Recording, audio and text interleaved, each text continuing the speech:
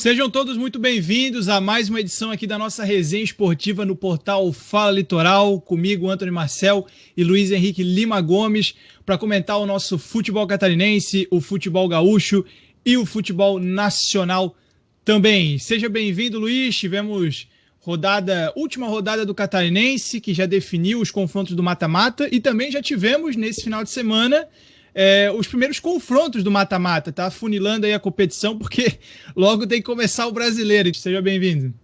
Pois é, companheiro, uma boa noite para todos aí que estão nos escutando e nos assistindo. A gente vê aí uma evolução tanto aqui no Sul como aí em Santa Catarina no campeonato. O mata-mata catarinense nos mostrou aí jogos que surpreenderam. E aqui no Rio Grande do Sul ainda não tivemos o nosso mata-mata da semifinal, que inicia nesse domingo e depois termina no próximo, para sabermos quem serão os finalistas. Mas no Campeonato Catarinense, como eu te disse antes, disse em off ali, temos surpresas aí. O Hercílio Luz aí mostrou mais uma vez que não é que de matar com a unha, a Chape empatou com ele. Uma coisa que eu olhei na tabela ali de classificação, a Chape venceu 8 partidas e empatou 2. Essa é a terceira. Então, mostrando aqui, vai ter que botar a veterana a jogar aí, porque os meninos lá da base não estão conseguindo sustentar, ainda mais agora que vale uma classificação para o título. Pois é, e como eu também te disse em off, a gente sempre conversa um pouco antes de começar o programa, o Hercílio Luz parece que é a pedra no sapato da Chapecoense, né? Porque venceu a partida na Arena Condá, na primeira fase, venceu lá por 1-0, aí agora conseguiu um empate jogando em casa, e o retrospecto do Hercílio Luz é bom contra a Chapecoense. Então, talvez, se o Hercílio aprontar, vou te dizer, Luiz, se o Hercílio aprontar pra cima da Chapecoense, eu já tô botando o Marcílio como campeão catarinense. Empolguei ou não? Aí tu viajou. Não, tudo bem, o Marcílio ganhando o Joinville aí já. Dá uma questão de calcanhar. Mas se a Chape ficar fora aí, e o Brusque também, porque o Brusque é outro que empatou depois com o Joinville. E o Próspera, aquele que nós dois não acreditávamos, perdeu para o Avaí. Agora o Avaí vai jogar em casa.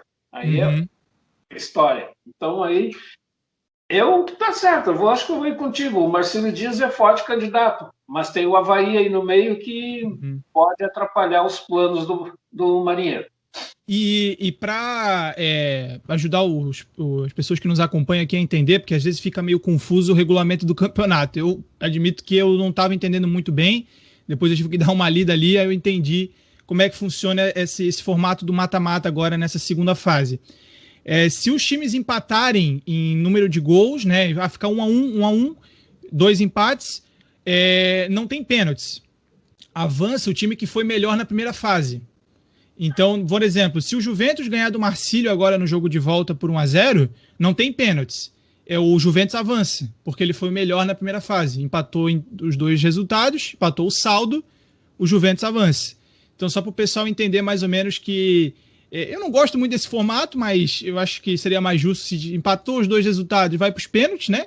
Decide ali. Mas enfim, é o formato do campeonato para o pessoal entender mais ou menos ali que se o Juventus vencer por 1-0 e o juiz apitar lá ao final do jogo e vocês perceberem que ninguém está se arrumando para bater os pênaltis, é porque o Juventus passou de fase, porque foi melhor na primeira fase. E o Marcílio Dias, Luiz, ele tem um problema para esse jogo, alguns problemas na verdade para enfrentar o Juventus, porque está muito desfalcado, não vai ter os dois laterais direitos, Luiz Renan e o Wellington, que receberam o terceiro cartão amarelo, vai ter que ir com o terceiro lateral. E o zagueiro Rafael Klein também está no departamento médico. Então a zaga toda mexida ali, o Fernando vai para a lateral esquerda ali, o Luan continua na zaga, mas Matheus Cabral é o segundo zagueiro ali e o Gustavo Henrique vai ser o lateral direito. Já também não tem o goleiro, que é o Beliato, tá o Vitor Golas no gol, que foi muito bem na partida contra o Juventus. Se não fosse ele, olha... eu acho que o resultado poderia ter sido muito diferente desse 1-0, talvez até um 2-1 para o Juventus, porque o Juventus teve muitas oportunidades, assim como o Marcílio também. Então é o confronto mais equilibrado, Marcílio Dias e Juventus. Esse jogo do Joinville e Brusque, eu até falei com meu pai ontem, eu estava dizendo para ele que apesar do 2-2 ali, o Brusque escapou, cara. Escapou, porque os 2 gols do Brusque foi de falha do goleiro do Joinville. Exatamente. E o Joinville marcou os 2 gols trabalhados, até falei pro meu pai assim, o Joinville trabalhou os 2 gols. Foi merecido ali, foi no trabalho. O Brusque não, o Brusque, claro, foi capaz, né, fez os gols, merecido e tal, mas foi por falha do Joinville, o goleiro 2 vezes falhou. Então, confronto aí bem aberto para Augusto Bauer também. Esses jogos de volta aí, tudo em aberto, sinceramente. Esse jogo do Avaí e do Próspera, o Avaí, claro, tá com uma boa vantagem agora, mas o Prospinha aí, olha, tá representando o Criciúma, né? Porque o Criciúma agora foi pra Série B do Catarinense. Tá com essa moral. Aí o Paulo Baier criou confusão no último jogo, teve voadora. Ele disse que o zagueiro alemão lá do Avaí chamou ele de timinho, aí foram pra cima, caíram na porrada. Então vamos ver, o clima tá quente pra esse jogo de volta aí. Campeonato que não tem uma rusga não é campeonato. O que eu tenho visto aqui nos jogos é que a arbitragem de vocês está meio ancestrosa também. Ela está entrando em campo de apitar. Tá.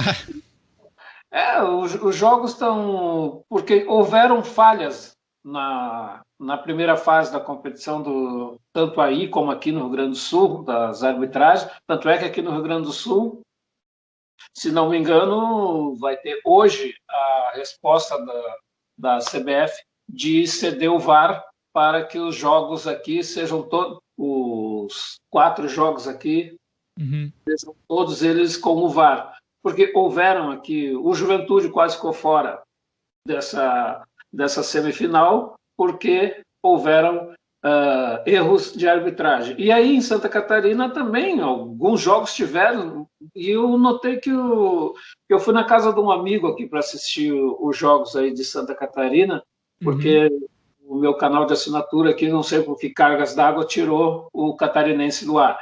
E eu vi no jogo do Brusque, que tu estava falando agora há pouco, eu vi no jogo do Brusque que o árbitro ele apitava os lances e olhava para os seus auxiliares para ver se ele tinha sido correto. Tu via o sinal para mim, na minha época, continua sendo bandeirinha, o auxiliar, no caso, fazia o sinal de positivo e ele continuava o jogo. Então, isso que está me surpreendendo aí, além dos jogos, claro, mas as arbitragens, tu que está aí no meio, o que tu pode me dizer sobre o que está acontecendo com a arbitragem aí em Santa Catarina? Que está diferente. Luiz, eu acho que reflete a qualidade da nossa arbitragem no Brasil, sabe, esse ano, principalmente, porque os árbitros que estão apitando aqui os jogos do estado são árbitros qualificados, cara. A gente já teve aí Heber Roberto Lopes apitando, árbitros com experiência da CBF até de FIFA, eu até tenho que ter certeza ali, mas alguns árbitros têm experiência de FIFA. Então, realmente a qualidade dos nossos árbitros aqui no Brasil, né? Que está prejudicada. Eu acho que eles estão... A questão do VAR, como eu até falei no último programa, né? Eu sou a favor do VAR, mas parece que amedrontou os árbitros, sabe? Parece que eles estão com medo de apitar agora. Eles ficam sempre olhando, como tu falou, né? Ficam olhando pro bandeirinha e, pô, será que eu acertei? Será que eu errei? Parece que estão perdendo aquela confiança, né? De chegar, não. Eu sou o dono do apito aqui, ninguém vai mandar em nada, eu vou decidir aqui, errei, sabe? E parece que isso está se esfacelando, eles não estão conseguindo mais ter imposição dentro de campo. Tá esquisito, é verdade. Eu até não sou qualificado para dizer se os árbitros, o treinamento que eles estão fazendo, se está certo ou não, né? Não posso dizer isso. Mas está refletindo dentro de campo que eles não estão sendo capazes de conseguir controlar um jogo, sinceramente, ó. O Campeonato Catarinense é competitivo, tal, mas, ó, nível de competitividade aqui do Campeonato Catarinense, para os árbitros da qualidade desses caras, era para controlar o jogo assim, ó, de mãos atadas. Era para os caras virem para cima dele, ei, quem são vocês? Pô, tenho experiência aqui, pô, não, dá licença, sabe? Essa é a minha opinião. Eu acho que, pô, para uns jogos do nível daqui do Campeonato Catarinense, eles estão perdendo muita força, sabe? Eles não estão conseguindo controlar alguns jogos. Esse jogo do Próspero e do Avaí aí é um exemplo. Deu confusão no final do jogo, porradaria, sabe? Eu acho que isso também reflete um pouco da falta de comando dentro de campo. Acho que reflete o geral aí, sabe, Luiz? Pois é o que eu tenho notado também, até aqui no Rio Grande do Sul, com o Van Diesel, que a gente fala aí, o nosso... Sim. E ele é o único aqui no Rio Grande do Sul que se impõe dentro de campo. Se ele errar, ele errou, se ele apitou certo, mas aí tem aquele negócio. Se tu depender só do VAR, para que tu vai lá aprender as regras? Por que tu vai lá fazer condicionamento físico? Por que tu vai lá aprender a ter o diálogo com o jogador? E por incrível que pareça, o jogador te diz um monte de impropério, tu tem que chamar ele de senhor aí. Isso aí eu ensino para nós. Eu que fui árbitro, parei aos 50 anos, ou seja, parei há 12 anos atrás, mas você está dentro de campo, o cara te diz um monte de desaforo, e tu vai lá e chega, o senhor está com o cartão amarelo. Claro, isso aí também diminui um pouquinho o árbitro. Mas ali agora, com esse negócio do VAR, tu é a favor, eu já não sou. O VAR tirou essa capacidade do árbitro de se impor em campo. É difícil ter árbitros que se impõem. O Weber Roberto Lopes é um que tu falou agora, é um dos que se impõe, até porque está em final de carreira e quer terminar ela na boa. Teve os erros deles em outros jogos, quando não tinha VAR, mas ele sabe conduzir um jogo. Esse jogo Avaí e Próspera, agora o próximo que vai ser na ressacada, imagina, está valendo uma vaga para os 4 últimos. Vê que vai ser um jogo pegadíssimo. O Próspera está aí com aquela coisa de, até já deve ter escutado nós falar, como tem outros comentaristas aí da região catarinense que estão com eles ali como a surpresa do campeonato, porque a zebra, né? Não levavam em consideração de que o Próspera iria chegar aos 8. Até uns que não, até porque não conhecia a equipe, e agora está aí entre os 8, e claro, vai tumultuar para poder ficar entre os 4 que depois vão decidir aí quem é que vai ser o campeão catarinense. Mas a minha surpresa é a Chape. A Chape, com esse empate com o Hercílio jogando em casa, jogando fora de casa, agora vai jogar em casa, e como a gente não tem mais aquele fator torcida, vai ser o mesmo jogo, só que aí é que me veio a pulga atrás da orelha. Eu vou ter que botar jogadores veteranos a jogar aí com essa gurizada. A gurizada é muito louca, para não dizer o que vem antes dessa palavra louca no futebol. Então a gente vê aí que a Chape, no jogo com o Hercílio Luz, mostrou mais uma vez que é difícil ganhar deles e não tem a potencialidade que poderia ter para chegar à final, como tu disse. Por que não o Marcílio ser o campeão catarinense? O Marcílio jogou um futebol sério. É essa a visão que eu tive dessa rodada e das partes finais, como tive da rodada que levou os times a chegarem entre os 8. E a torcida, ela está sendo um fator muito importante, né, Luiz? Até um amigo meu comentou sobre isso. Falou que, na verdade não um amigo, um colega conhecido de profissão, o professor Ingo aqui de Santa Catarina, que comenta o futebol catarinense, ele também estava dizendo assim, que se, por exemplo, aquele jogo do Avaí, do Marcílio com a Chapecoense, que teve aqui no Gigantão das Avenidas, tá com a molecada Chapecoense. Se tivesse o Gigantão lotado, 5.000 pessoas gritando Marcílio ali, pá, incentivando pra cima, a garotada ia dar uma tremida, né? Então, esse fator de não ter a torcida, ela é importante. A garotada se sentiu mais à vontade. Isso é fato, né?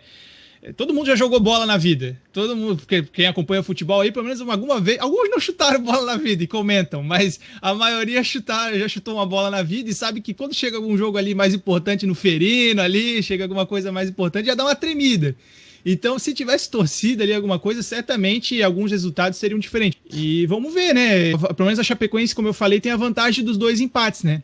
O Hercílio não vai poder jogar fechadinho, vai ter que tentar achar o resultado ali, mas futebol é jogado e lambaria pescado, né? Então, vamos ver o que vai acontecer aí. E no Rio Grande do Sul, Luiz, foi definido os 4 semifinalistas, né? A primeira fase se encerrou aí, Grêmio líder com 24 pontos, Internacional em segundo com 23, Juventude em terceiro com 17, Caxias em quarto com 17, semifinal, partida de ida no domingo, dia 2 de maio agora, no Centenário, às 7 horas da noite, Caxias e Grêmio. E também no domingo, às 4 horas da tarde, na Montanha dos Vinhedos, Juventude e Internacional. É uma rodada de semifinal muito boa aí, porque a gente viu até o Esportivo e o Pelotas aí caíram para a segunda divisão do Campeonato Gaúcho, os dois com 9 pontos. E o que eu vejo aqui agora nesse jogo que teremos aí no domingo, dia 2, lá no Centenário, na Montanha dos Vinhedos, é o seguinte, é uma repetição de Caxias e Grêmio, que foi um jogo da final do campeonato do ano passado. O Caxias tá com o time certinho, mas o Grêmio, com esse negócio de trocar de técnico, tá me deixando agora meio preocupado. Te digo por quê. Porque o técnico que está chegando aí treinou nossas categorias de base. Tem jogadores que estão no Grêmio aí que foram treinados por ele na época que ele era técnico das categorias de base, como o Jeromel e o garotinho com nome francês lá, me fugiu o nome dele, o Jean-Pierre. Jean-Pierre. Então, ali que são da época que ele era treinador do juvenil. Só que tem uma coisa, cara, ele teve 2 jogos que ele estava um jogo e o outro que ele assistiu do Grêmio, que ele botou... Aquele. Ele, cara, ele é capitão do time e jogou, e todos os erros que acontecem no jogo é com ele. Então, eu tô com medo de ver o Grêmio com uma lateral esquerda vazia. Estão falando em trazer fulano de Santa Catarina, Beltrano do Piauí, Ciclano do Fluminense, só que até agora não trouxeram ninguém. E o cara vai ir para o campo, vai jogar. Aí diz, mas é campeonato gaúcho, mas ele botou o cara no Sul-Americano, que vale uma vaga para Libertadores. Então, eu já não digo o nome dele para não dizerem que eu pego muito no pé do cara, mas não é pegar no pé. O cara não tem mais, ele já está em fase de encerramento de carreira. Tira o Diego Souza, por exemplo. O Diego Souza é veterano, mas está ali na frente brigando para fazer o gol dele, porque ele já disse, eu vou encerrar a carreira nesta temporada. Mas ele está ali encerrando a carreira jogando bola. E o outro não. O cara deu um piquezinho na frente dele, ele já não vai mais atrás. Porque se ele for atrás, você sabe o que vai acontecer. Vai acontecer uma falta. E o Grêmio está tomando gol de falta porque acontece no setor dele. Então, é isso que eu estou preocupado com o técnico do Grêmio, o Thiago. E agora tu vê ali no Juventude Internacional. A Juventude Internacional é certo, tu pode ter certeza, o Internacional é finalista. O Internacional não perde lá na Montanha e nem no Beira-Rio. O Internacional está com o time afinadinho e quem viu ontem o jogo da Libertadores são os mesmos caras que vão jogar as semifinais do Gauchão. Por quê? Porque ele está fazendo os jogadores ter ritmo de jogo para uma competição maior, no caso a Libertadores. E o Internacional é finalista, ganha as 2 partidas do Juventude. E o Grêmio tem esse problema. O Caxias sempre foi, como é o Ercílio aí para a Chape, sempre foi nem é a pedra, é o cacuruto dentro da chuteira do Grêmio. Chegou na frente do Caxias, o Grêmio sempre tremeu a perna. Então, eu particularmente como gremista, e claro que eu sei separar o joio do trigo quando estou assistindo futebol, eu tenho visto um Grêmio diferenciado, um Grêmio que não está com um time desenhado. O Renato deixou um time ali pro Thiago, só que o Thiago tem que montar o time dele. Mas só, pelo amor de Deus, alguém tem que dizer, o fulano não dá, o fulano tem que ficar no banco. Se apertar alguma coisa no final do jogo, coloca ele. Mas não para sair jogando e ter a taxa de capitão no braço, que é coisa que está me deixando cabreiro. Então, eu já te digo, nesse primeiro jogo do domingo, o Caxias e Grêmio vai ser um jogo de empate. E o Internacional ganha do Juventude lá em Bento Gonçalves e também ganha em Porto Alegre. É estranho dizer ganha do Juventude lá em Bento, se o Juventude é de Caxias. Então, o Centenário está em condições de jogo. Agora, o Alfredo do Juventude está com problema no gramado. Eles estão trocando o gramado do estádio, reforma. E, então, o Juventude vai descaracterizar as suas cores, vai jogar na casa do rival. no caso. Pois é, bem lembrado disso aí, eu nem tinha me tocado. Quando eu li aqui Montanha dos Vinhedos, na hora eu pensei que era o estádio do Juventude mesmo, mas é o Alfredo Jaconi, né? Pois é, bem importante que tu falou aí. Será que isso vai influenciar bastante, Luiz, ou não importa tanto, será? Influencia pelo seguinte, o Juventude tem aquela característica de, dentro do Alfredo Jaconi, ele é o dono do campo, ele joga independente de ter ou não torcida. E vai jogar num estádio em que ele não tem uma afinidade e é menor que o seu, a Montanha dos Vinhedos é menor que o Alfredo Jaconi, e o Internacional, estando embalado aí, vai patrolar, assim como fez 5, fez 4 ontem, poderá fazer 3 ou 4 também no Juventude, e seguir na tentativa de conquistar o Campeonato Gaúcho. E para poder termos um Grenal na final do campeonato, o Grêmio tem que vencer o Caxias, que eu acho que vai tremer na base, porque o Caxias, jogando dentro do Centenário e também por ser essa pedra na chuteira do Grêmio, ele vai complicar, e por isso que eu te digo, o Grêmio ou empata ou perde. Olha aí o seu Lazzaroni. O ganha. Empata lá em Caxias e vai tentar a sorte aqui na Arena para poder ir à final junto com o Internacional, ou talvez com o Juventude. Claro, não vamos descartar o Juventude. O futebol, como tu disseste antes, quem já jogou sabe que é 11 contra 11. Só tem uma coisa que até hoje eu não entendi. Quando eu jogava futebol, na escola, né? E faz tempo. Eu só tenho a perna direita, a esquerda nem para subir no ônibus ele serve. A minha também não. E o treinador de time da escola me botou na época era ponteiro, de ponteiro esquerda jogando com a perna direita. Quando a bola caía na esquerda, meu Deus do céu, era um fiasco do campo. Então, tô que nem o guri aquele. Não, a minha, Luiz, eu entendo bem, porque a minha nem a direita às vezes funcionava. Às vezes o treinador fala, pô, que merda, nem a direita nem a esquerda, joga com a mão então, mas nem a mão também. Por isso que eu sou jogador de basquete. É complicado. Não, mas eu tive meus momentos também, tive uns joguinhos que eu ia bem, mas a maioria foi ruim. Eu lembro dos piores. Mas, ô Luiz, eu ia te dizer até um negócio aqui, que se der um Grenal aí na final do Gaúcho, pode ser a hora do Internacional conseguir aí a redençãozinha dele, né? Poder conseguir vencer um Grenal de novo, agora sem o Renato Gaúcho, né? Na beira do gravata. Quem sabe agora vai, né? Parece que tem uma cláusula no contrato do Thiago ali, em Grenal o Renato aparece. Meu Deus.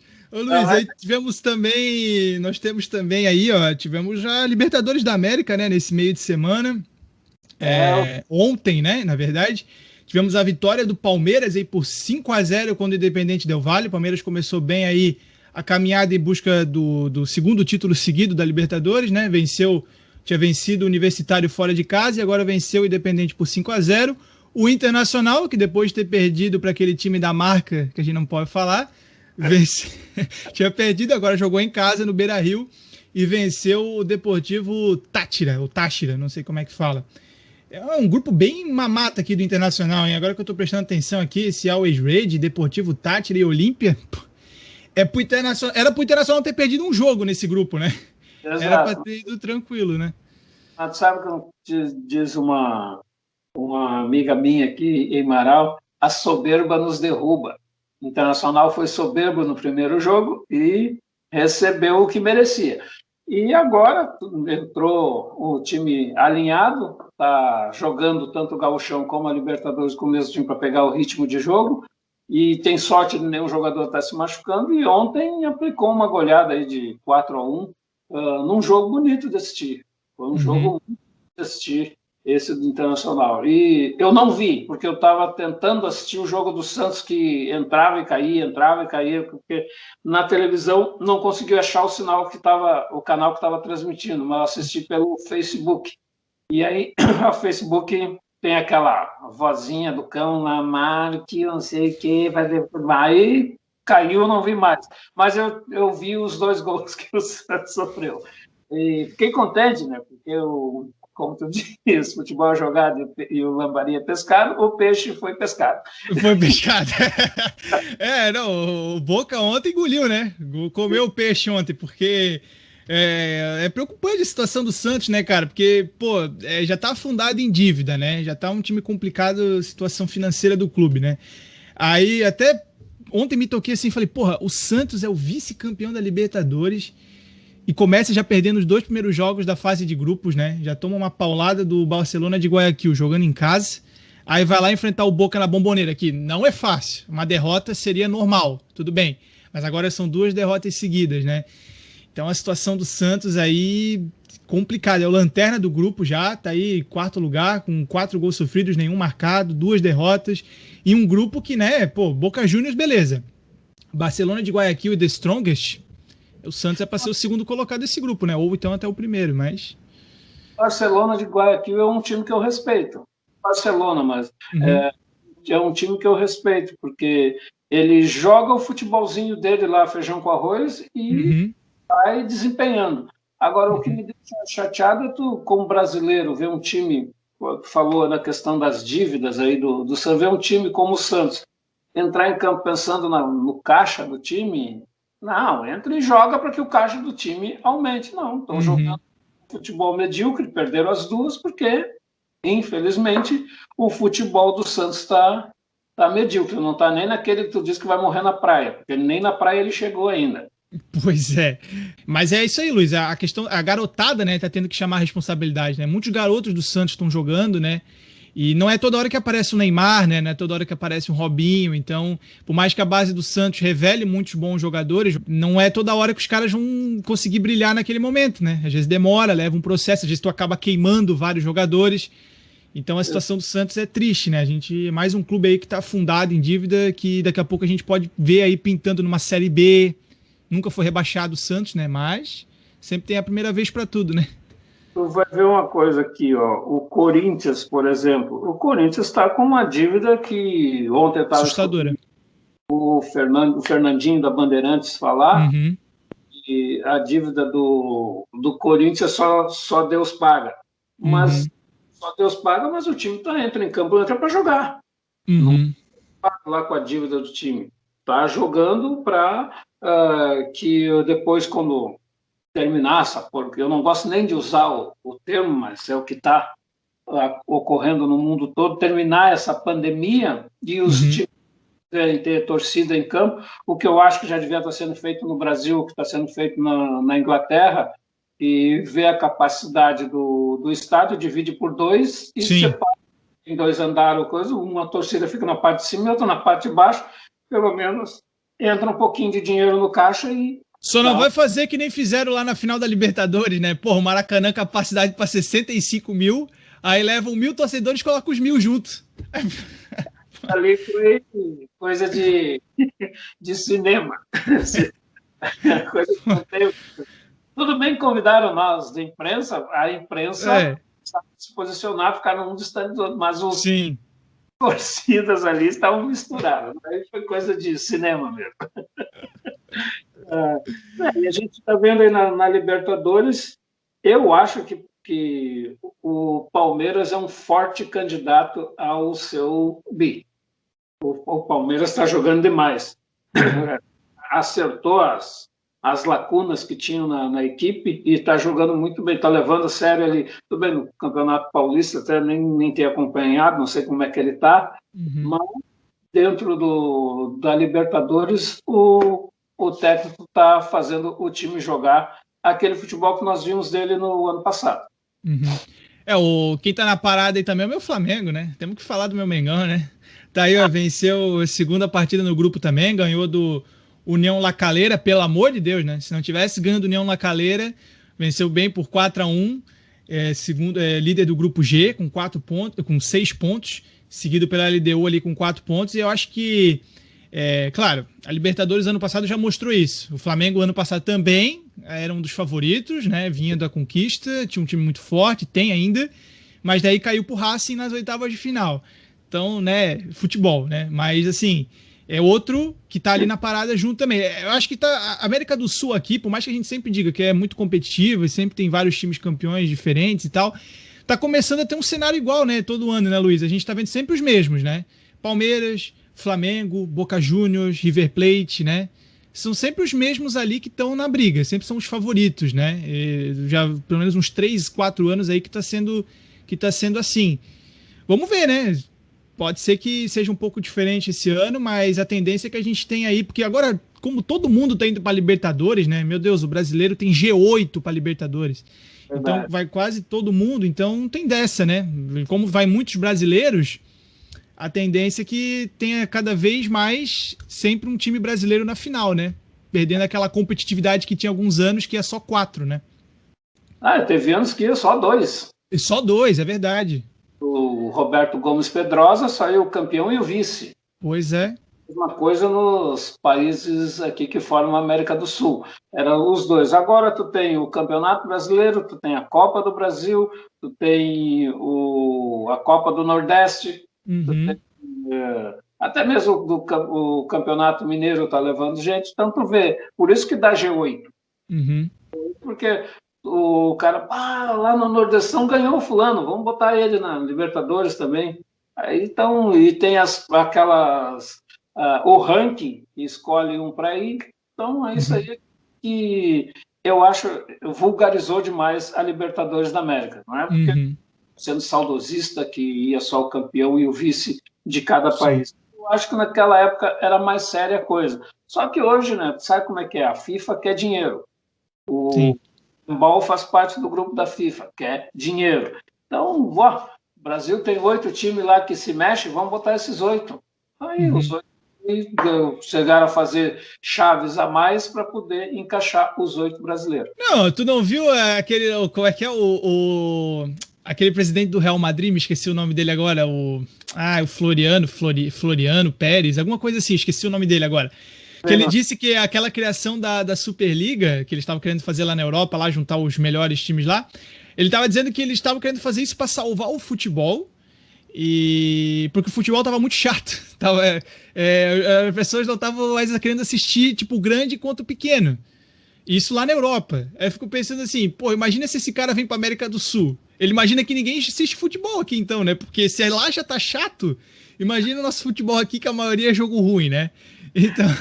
Então assim, esse negócio de colocar vários times na Libertadores, cara, isso aí só prejudica. Na minha opinião, quando eu vi lá na época, muitos torcedores gostaram, né? Agora o meu time vai poder ir pra Libertadores e tal. Sempre tem os dois lados da moeda. Mas aquela história de os 4 melhores, né? Ou então até os 2, né? Porque tu tá falando dos melhores. Ali foram os 4 times, ou então os 4 times que mereceram ir pra Libertadores. Foram os 4 melhores. E aí tu tem, na teoria, um nível maior, né? E aí quando tu coloca 8, 9, 10, quer dizer, o Vasco, que quase foi rebaixado, poderia ter ido para Libertadores, então, foi rebaixado, né? Poderia ter ido para Libertadores também, então fica tudo muito assim, muito vago, né? Então a competição vai perdendo nível. Nada contra o Vasco, mas é que o time do Vasco é ruim. Para ajudar esse maluco aí que quer fazer uma liga a mais lá na Europa, eu vou dar outra ideia de maluco. Faz uma liga mundial. Os 4 melhores da Rússia, os 4 melhores da Ásia, os 4 melhores, que a Rússia faz parte da Ásia, os 4 melhores da Ásia, os 4 melhores da Europa, os 4 melhores da Ucrânia e os 4 melhores do povo. Aí vai ficar mais legal, né? Aí fica legal. Aí nós vamos ver que os caras que jogam no gelo vão chegar aqui e vão derreter. Então já que quer agilizar a coisa, faz um campeonato mundial, então, único, com todos os times. Depois dali, tira os times que vão jogar, que vão formar as seleções que vão fazer o mundial. Tem as ideias de jirico que eu vou te contar. Se tu botar num tubo de ensaio, o microscópio foge. Luiz, chegamos aí aos 35 minutos, batemos aí a marca do nosso programa, chegamos ao final aí. Muito obrigado mais uma vez pela tua participação, mais uma resenha aí, mais um episódio dessa nossa resenha aqui na nova programação do portal Fala Litoral. Um abraço, Luiz, se cuida aí por aí.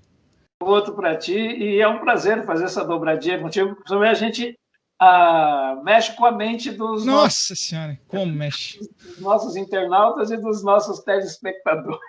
Um beijo no coração de todos e voltamos quarta que vem. Isso aí, um abraço, valeu.